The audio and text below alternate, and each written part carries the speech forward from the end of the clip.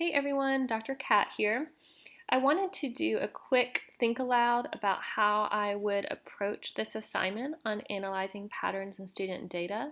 So this is not completed. I just kind of wanted to give you an idea of what I'm looking for. And the purpose of this is really to help you think about triangulating your data when you're starting to analyze patterns for particular students. So as you're thinking toward your EdTPA, when you're writing up your assessment commentary, the more data you have, the more convincing your argument is going to be. And really the purpose of this assignment is for you to see that you probably have more data than you realize. So I'm going to be working off of this writing standard. This is kindergarten, first and then second grade. So for today, I want to focus on indicator 1, and this is the kindergarten standard. Use a combination of drawing, dictating, and writing to narrate a single event or several loosely linked events to tell about the events in the order in which they occurred and to provide a reaction to what happened. So the main goal that we're seeing here in unpacking the standard is the sequence of events and being able to draw or dictate writing to narrate that event or those events together. This is kind of what we call emergent writing. So not all kindergartners will be fully writing, so this combination of drawing and dictating and writing the words that they do know is leading toward writing that we expect to see more fully developed in the later grades.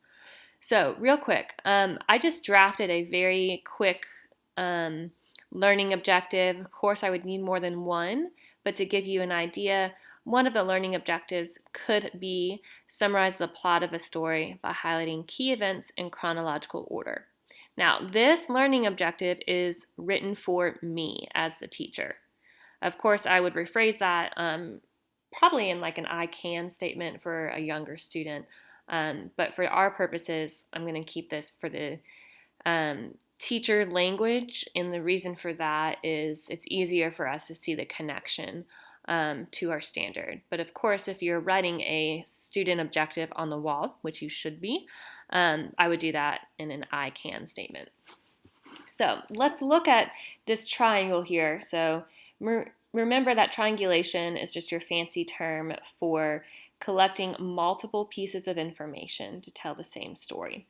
Okay, so the article that I gave you presented this figure. I have changed it a little bit, and I'll tell you why. So kind of your three main points, first of all, in terms of collecting evidence, are your written evidence from the student, observational evidence, and conversational evidence. Okay, so your written evidence is what you most traditionally think of when we consider assessments. Most of you, in fact, all of you, I'm sure at this point, had to create an assessment that you would have given in the field. So that written evidence is something that the student produces. This is like your traditional exit slip, your quiz, whatever you produce to show your learning. So when we think about analyzing data, we typically think about this, the written evidence. Okay? So most of you should have this portion done.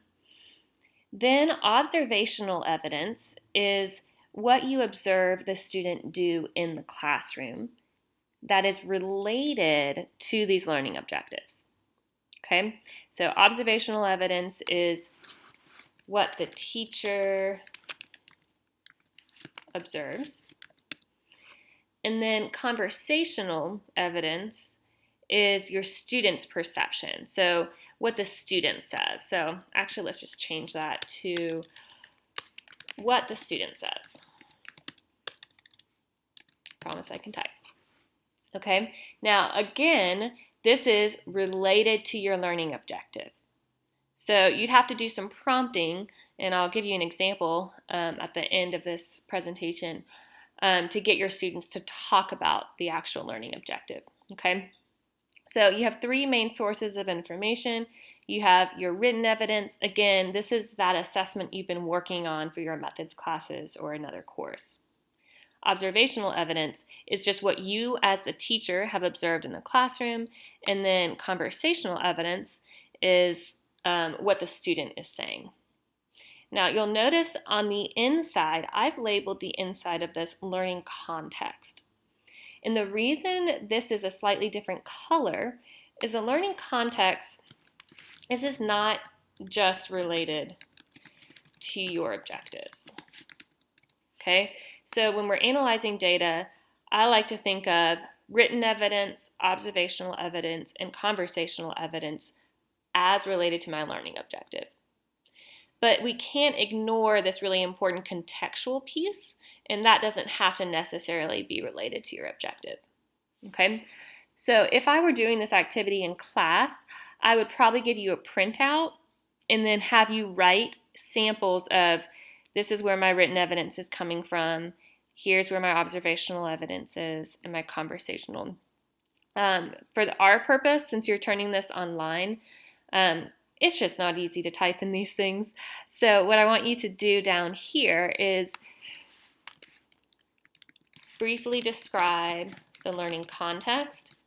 Guys, I realize this is hypothetical, okay? So from your time in the field, describe things like the classroom environment, what time you teach the content, common distractions, etc. Okay. Now, this I would do first because before you discuss any analysis of student data in any purpose, particularly for your EdTPA, you've got to talk about the learning context.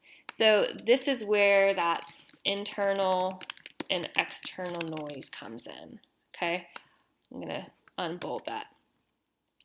So here you're kind of setting a tone of the context in which you are examining this data, okay? And that's important because there could be something going on, i.e. a pandemic, and that's going to really impact the data that you're analyzing, okay? So that's your first part, just be hypothetical.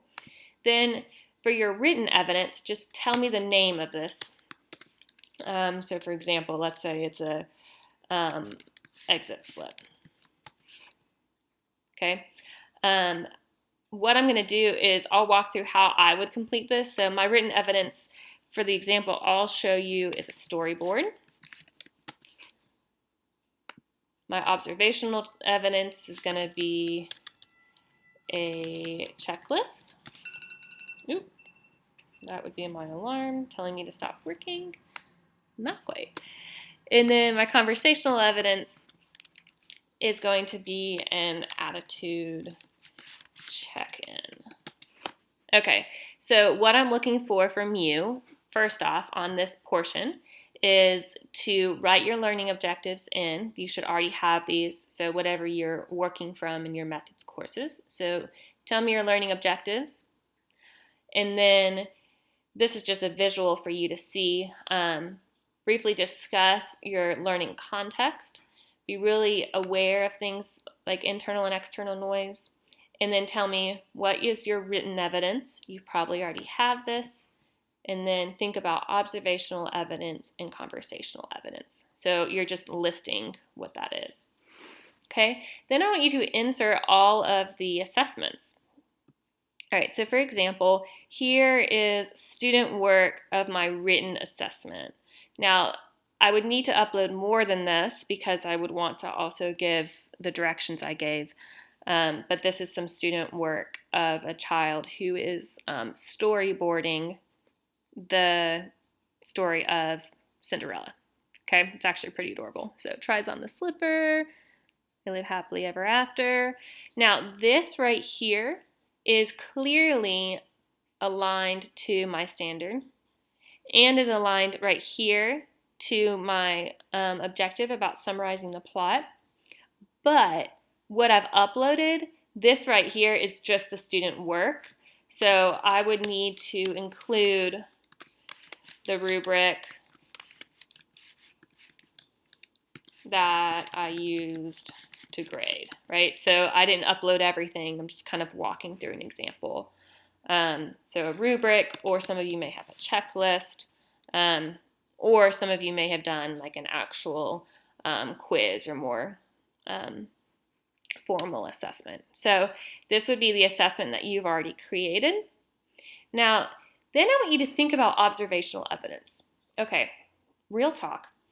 We're always collecting observational evidence because you're a teacher and you're always talking to your students and you're observing what they do. You're not always capturing that in a, quote, formal way, but in order to pass things like a TPA and write up your lesson plans, sometimes we have to be a little bit more formal than we really would be. So what I would do in this case is I would want to create some kind of checklist for evidence of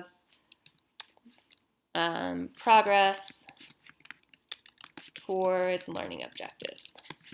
Okay, so what I would do is I would think about this learning objective, summarizing the plot, and of course I would have more.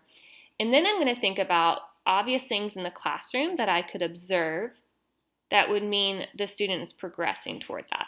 For example, let's say that you are in an early childhood classroom and you're doing like a storyboard activity where you've read Brown Bear to the students, and then during group time, you're having those students retell the story with the felt board pieces. So you could observe whether or not the student knows which felt piece comes next. Okay? Now, real world, guys, you know this. You're already doing this. You're calling on students during group time, and if the first thing they say is the fish, when really the first thing to come is the bear, you're taking mental notes of, hey, okay, they're not really following the sequence of this story. But for the purpose of this assignment, I want you to actually create like a checklist. So I would write out, this is just me thinking out loud. Okay, here's I have a column for my learning objective, and then observations. Let's even call it fancier, aligned observations in the classroom, and then maybe a column for notes. Okay, so what you could do if you're writing this up for like formal purposes is you could actually have your learning objectives listed and then just list things that you see in the classroom, and of course provide notes if necessary. So that's one way I could potentially observe this in the classroom. Another way I could observe this would be watching the student during independent reading time. If they're flipping through the book in the correct order, and then just going over and maybe talking to them, what was the book about? You can tell a lot about kids in terms of emergent reading by the direction in which they're holding a book, and if they're kind of tracing that book with their finger, pretending like they understand the words, which I love to watch. So that's just another idea of something I could put in aligned observations. Of course, this will look different depending upon your age. So it could be, particularly like Kevin, I know you're working with older students, aligned observations could be like the homework they've completed. It could be whether or not they're raising their hands during class. It could be watching them during group discussions, or if you do like an opportunity for them to write out their thoughts on a whiteboard. I do that all the time in class, and I can kind of see where students are. So it doesn't have to be just lower level. Okay, so that would be my example of observational evidence. And then lastly, I'll think about conversational evidence. And the key here is that it's from the student's perspective. Okay, so maybe I'll have the student complete some kind of attitude survey. I love like a 3-2-1 exit slip. The key here is that you don't want to give a really, really general attitude survey. What you really want to do is always think about those learning objectives. So you want conversational evidence from the student related to your learning objective. Okay, so that's what I'm looking for from this assignment. This is kind of like, I would view this as a pre-write toward your EdTPA. Also, I cannot express this enough. I would really encourage you, as you're going into your internship, to think about this graphic as you are planning your lesson that you want, or lessons that you want to use in EdTPA. And the reason for that is if you think backward, you'll understand, okay, here's the written evidence, so I know I'm working toward this storyboard.